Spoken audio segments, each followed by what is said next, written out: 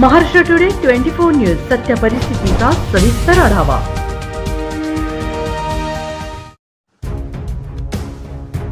धर्माबाद नांदेड जिल्ह्यातील धर्माबाद शहरात रस्ते अपघात वाढले। अद्याप उपजिल्हा रुग्णालय का नाही? उपजिल्हा रुग्णालयाचे स्वप्न अपूर्ण, जनता प्रतीक्षा करत आहे। धर्माबाद तालुक्यात रस्ते अपघाताची संख्या सातत्याने वाढत आहे।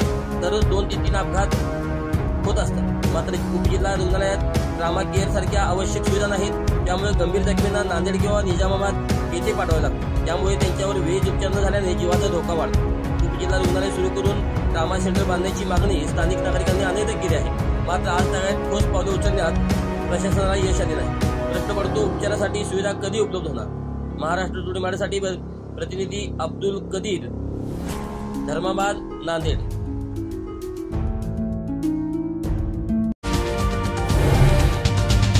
आजच महाराष्ट्र टुडे 24 न्यूजला सबस्क्राइब करा आणि सत्य परिस्थितीचा सविस्तर आढावा पहा।